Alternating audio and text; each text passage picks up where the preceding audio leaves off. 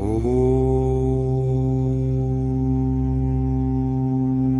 नमः शिवाय। ॐ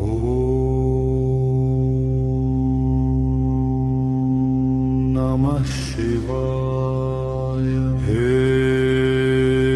महादेव,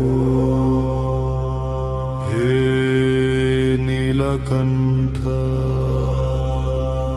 हे जगन्माता पार्वती, उमा महेश्वरा नमामि।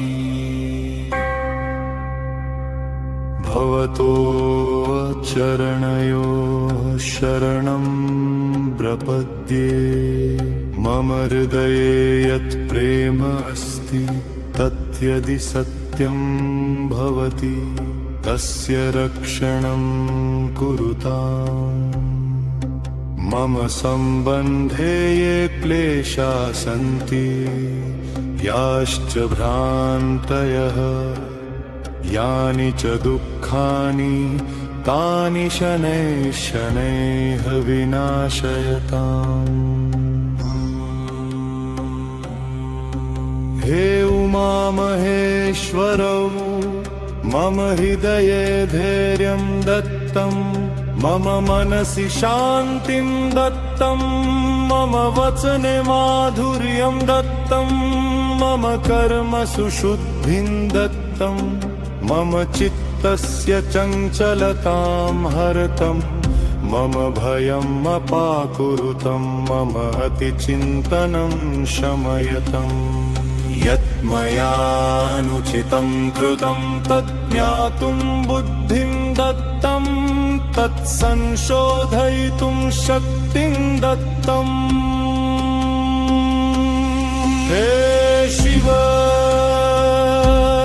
हे पार्वती, मम हृदयं प्रेम्णा पूरयतं, विश्वासेन पूरयतं, धैर्येण पूरयतं, करुणया पूरयतम्।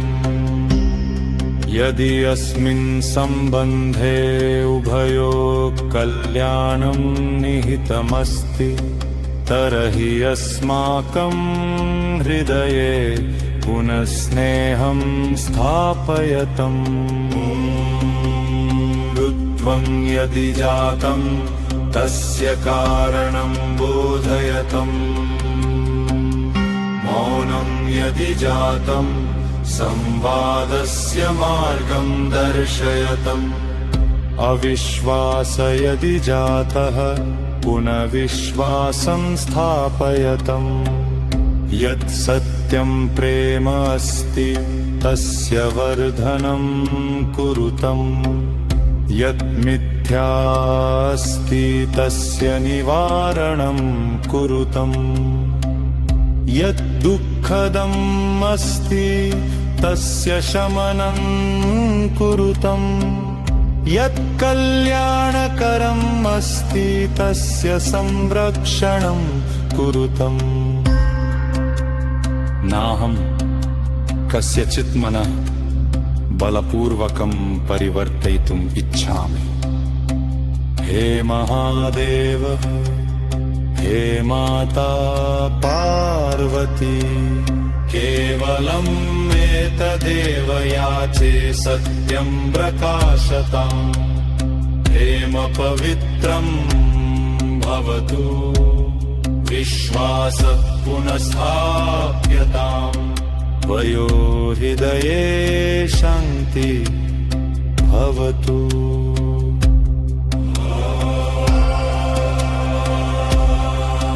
यदि मिलनम् अस्माकं हिताय अस्ति, तर्हि मिलनस्य मार्गं प्रशस्तं कुरुतम्।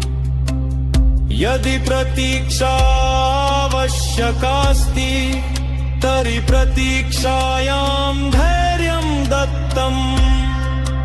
यदि परिवर्तनम् आवश्यकम् अस्ति, तर्हि परिवर्तनाय बुद्धिं दत्तम्। यद् यद्यपि त्याग आवश्यक अस्ति तर्हि त्यागेऽपि आत्मबलं दत्तम् मम भेमम् आसक्ते मुक्तं कुरुतम् मम हृदयम् अहङ्कारात् मुक्तं कुरुतम् मम वाणीं मधुरां कुरुतम् मम कर्माणि शुद्धानि भुरुतम् हे अर्धनारीश्वर हे उमा महेश्वर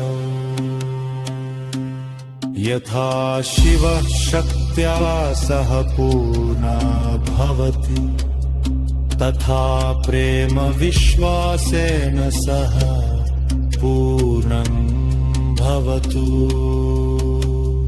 अस्माकं जीवनयो प्रेम भवतु विश्वास भवतु सम्मान भवतु धैर्यं भवतु सत्यं भवतु